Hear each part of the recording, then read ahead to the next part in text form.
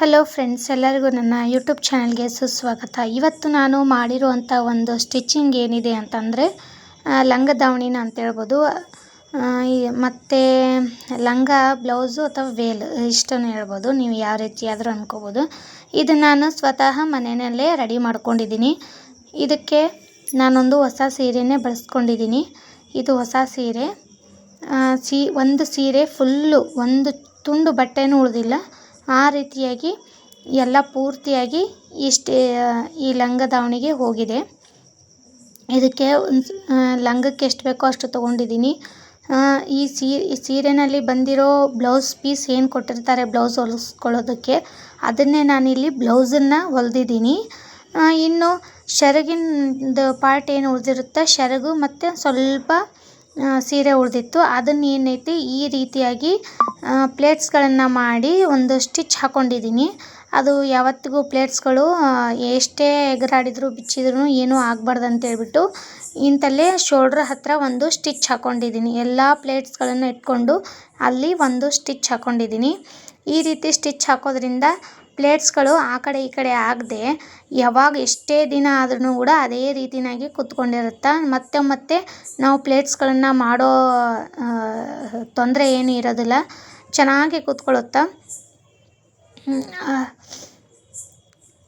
ಅದೇ ವೇಲನ್ನು ತಂದುಬಿಟ್ಟು ನಾನು ಈ ರೀತಿಯಾಗಿ ಹಿಂದುಗಡೆ ಸಿಗಿಸ್ಬಿಟ್ಟು ಈ ರೀತಿ ವೇಲ್ ಹಾಕ್ಕೊಂಡಿದ್ದೀನಿ. ನೀವು ಸೀರೆದು ಬೇಡ ನಮಗೆ ವೇಲು ಅಂತಂದರೆ ಅಂಗಡಿನಲ್ಲಿ ನೆಟ್ಟೆಡ್ ವೇಲ್ಗಳು ಸಿಗುತ್ತೆ. ಈಗ ಡಿಸೈನಲ್ಲಿ ವರ್ಕ್ ಮಾಡಿರೋಂಥ ನೆಟ್ಟೆಡ್ ವೇಲ್ ಇರುತ್ತೆ. ಆ ವೇಲನ್ನು ತಂದುಬಿಟ್ಟು ನೀವು ನಿಮ್ಮ ಸೀರೆಗೆ ತಕ್ಕಂಗೆ ಮ್ಯಾಚ್ ಮಾಡ್ಕೋಬೋದು. ಇದಕ್ಕೆ ನಾನು ಪಿಂಕ್ ಕಲರ್ ವೇಲನ್ನು ಹುಡುಕ್ತಾ ಇದ್ದೀನಿ. ಅದು ಸಿಕ್ತು ಅಂದರೆ ಅದನ್ನು ಒಂದು ಸರ್ತಿ ಹಾಕ್ಕೋಬೋದು, ಇದನ್ನು ಒಂದು ಸರ್ತಿ ಹಾಕ್ಕೋಬೋದು. ಬಟ್ಟೆ ಉಳಿದಿದೆ, ಬಟ್ಟೆನ ಯಾಕೆ ವೇಸ್ಟ್ ಮಾಡಬೇಕು, ಆ ಬಟ್ಟೆನಿಂದ ಮತ್ತು ಏನೂ ಆಗೋಂಗಿಲ್ಲ, ಅದಕ್ಕೆ ನಾನು ವೇಲನ್ನು ಮಾಡಿದ್ದೀನಿ. ಒಂದು ಸಲ ಇದನ್ನು ಹಾಕ್ಕೋಬೋದು, ಇನ್ನೊಂದು ಸಲ ಅದನ್ನು ಹಾಕ್ಕೋಬೋದು. ಎರಡೂ ವೇರ್ ಮಾಡೋದ್ರಿಂದ ಅವರಿಗೆ ಬೇರೆ ಬೇರೆ ಥರ ಡಿಸೈನ್ ಅನ್ನಂಗೆ ಅನಿಸುತ್ತೆ. ಹಾಗಾಗಿ ಹೊಲ್ದಿದ್ದೀನಿ.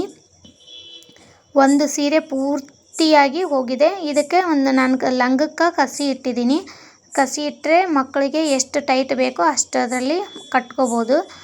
ಇದರಲ್ಲೇನು ಬಾರ್ಡ್ರು ಒಂದು ಸ್ವಲ್ಪ ಇತ್ತು. ಮೇಲ್ಗಡೆದೇನು ಬಂದಿರುತ್ತೆ ಲಂಗ ಹೊಲಿಬೇಕು ಅಂತ ತೊಗೊಂಡಾಗ ಮೇಲ್ಗಡೆ ಇರುವಂಥ ಬಾರ್ಡ್ರನ್ನ ನಾನು ಇಲ್ಲಿ ಕೆಳಗಡೆ ಅಟ್ಯಾಚ್ ಮಾಡಿ ಹೊಲ್ದಿದ್ದೀನಿ. ಅದಕ್ಕೆ ಬಾರ್ಡ್ರು ಒಂದು ಸ್ವಲ್ಪ ದೊಡ್ಡದಾಗಿದೆ.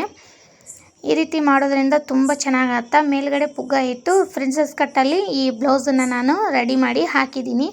ನೋಡೋದಕ್ಕೆ ತುಂಬಾ ಚೆನ್ನಾಗಿ ಕಾಣಿಸುತ್ತೆ. ಇದರದ್ದೇ ಆದಂಥ ಒಂದು ಸೊಂಟದ ಬೆಲ್ಟನ್ನು ಹೊಲಿಬೋದಾಗಿತ್ತು, ಆದರೆ ನನ್ನ ಹತ್ರ ಬಾರ್ಡ್ರು ಉಳಿದಿಲ್ಲ. ಎಲ್ಲ ಬಾರ್ಡ್ರು ಖಾಲಿ ಆಗಿಬಿಡ್ತು ಸೀರೆಗೋಸ್ಕರನೇ. ಹಾಗಾಗಿ ಯಾವುದೇ ಬಾರ್ಡ್ರ್ ಇಲ್ಲದೆ ಇರೋದ್ರಿಂದ ನಾನು ಈ ಸೊಂಟದ ಬೆಲ್ಟನ್ನು ಮಾಡಿಲ್ಲ. ನಾನು ರೆಡಿ ಕಟ್ಟಿದ್ದೀನಿ. ಈಗ ಸಿಂಪಲ್ಲಾಗಿ ಕಟ್ಟಿದ್ದೀನಿ. ಇದಕ್ಕೆ ಒಂದು ಬೇರೆದನ್ನು ಹೊಸದಂಥ ಒಂದು ಸೊಂಟ ಬೆಲ್ಟನ್ನು ತೊಗೊಂಡು ಕಟ್ಟಬೇಕು, ಚೆನ್ನಾಗಿ ಕಾಣಿಸುತ್ತೆ. ಮನೆಯಲ್ಲಿ ಇತ್ತು ಇದು, ಸುಮ್ಮನೆ ಈಗ ಜಸ್ಟ್ ವೇರ್ ಮಾಡಿ ನೋಡೋಣ ಹೇಗೆ ಕಾಣಿಸುತ್ತೆ ಅಂತೇಳ್ಬಿಟ್ಟು ಮಾಡಿದ್ದೀನಿ. ಇಲ್ಲಿ ನೋಡಿ ಬೆರಟಿಂದು ಹೊಲ್ದಿದ್ದೀನಿ ಲಂಗ. ಅದಕ್ಕೆ ಕಸಿನೂ ಇಟ್ಟಿದ್ದೀನಿ ಕಟ್ಟೋದಕ್ಕೆ. ಈ ಕಡೆ ಬಂದುಬಿಟ್ಟು ಕಸಿ ಇಟ್ಟಿದ್ದೀನಿ ನೋಡಿ ಕಟ್ಟೋದಕ್ಕೆ. ಹಾಗೆ ಈ ಲಂಗ ಕೂಡ ನಾನು ಬಾರ್ಡ್ರ್ ಇರೋ ಕಡೆ ಒಂದು ಸ್ವಲ್ಪ ಮಡಚಿದ್ದೀನಿ. ಯಾಕಂದರೆ ಅವ್ರ ಹೈಟ್ ಆದನಂದರೆ ಆ ಹೊಲಿಗೆನ ಬಿಚ್ಚಿದ್ರೆ ಲಂಗ ಸ್ವಲ್ಪ ಉದ್ದ ಆಗುತ್ತೆ. ಈ ಮಕ್ಕಳು ಬೇಗನೆ ಬೆಳೆದು ಬಿಡ್ತಾರೆ. ಕೆಳಗಡೆ ಮಡಚಿದ್ದೀನಿ, ಬೇಕಂದರೆ ನಾವು ಅದನ್ನು ಬಿಚ್ಕೊಂಡ್ರೆ ಅವರಿಗೆ ಹೈಟ್ ಇದ್ದರೆ ಸರಿ ಹೋಗುತ್ತೆ. ಈ ಸದ್ಯಕ್ಕೆ ಸೀರೆಯನ್ನು ಕತ್ತರಿಸಿದ್ರೆ ವೇಸ್ಟ್ ಆಗುತ್ತೆ ಅಂತ ಹೇಳ್ಬಿಟ್ಟು ಒಳಗಡೆ ಮಡಚಿದ್ದೀನಿ. ಎತ್ತರ ಬೆಳೆದಾಗೆಲ್ಲ ನಾವು ಅದನ್ನು ತಕ್ಕೋಬೋದು, ಲಂಗ ಉದ್ದ ಆಗುತ್ತೆ. ಇದು ಕಟಿಂಗ್ ಬಂದುಬಿಟ್ಟು ವಿಡಿಯೋ ನನಗೆ ಮಾಡೋಕ್ಕಾಗಲಿಲ್ಲ, ದಯವಿಟ್ಟು ಕ್ಷಮಿಸಿ. ಆದರೆ ಸ್ಟಿಚಿಂಗ್ ಹೇಗಿದೆ ಅನ್ನೋದನ್ನು ಮಾತ್ರ ಕಮೆಂಟ್ ಹಾಕೋದನ್ನು ಮಾತ್ರ ಮರಿಬೇಡಿ. ಹಾಗೆ ಈ ಥರ ಯಾರ್ಯಾರ ಮನೆಯಲ್ಲಿ ಹೊರಗಡೆ ಬಟ್ಟೆ ತರೋದಕ್ಕೆ ಹೋದತ್ನಾಗ ತುಂಬಾ ಹಣ ಖರ್ಚಾಗುತ್ತೆ. ಆದ್ದರಿಂದ ಮನೆಯಲ್ಲೇ ಈ ರೀತಿ ಸೀರೆ ಇತ್ತಂದರೆ ದಯವಿಟ್ಟು ಹೊಲೀರಿ. ಇಲ್ಲ ನಿಮ್ಗೆ ಹೊಲಿಯೋಕ್ಕೆ ಬರಲ್ಲ ಅಂದರೆ ಟೇಲರ್ ಹತ್ರ ಕೊಟ್ಟು ಈ ರೀತಿಯಾಗಿ ಹೊಲಿಸ್ರಿ, ನೋಡೋದಕ್ಕೆ ತುಂಬ ಚೆನ್ನಾಗಿ ಕಾಣಿಸುತ್ತೆ. ಈ ಸೀರೆ ಒಂದು 500 ರೂಪಾಯಿಂದ ಇರ್ಬೋದು ಅಷ್ಟೇ, ನನಗೂ ಗೊತ್ತಿಲ್ಲ. ತಂದು ಭಾಳ ದಿನ ಆಗಿತ್ತು. ಈ ವಿಡಿಯೋ ಇಷ್ಟ ಆಗಿದ್ದರೆ ದಯವಿಟ್ಟು ಲೈಕ್ ಕೊಡೋದು ಮಾತ್ರ ಮರಿಬೇಡಿ.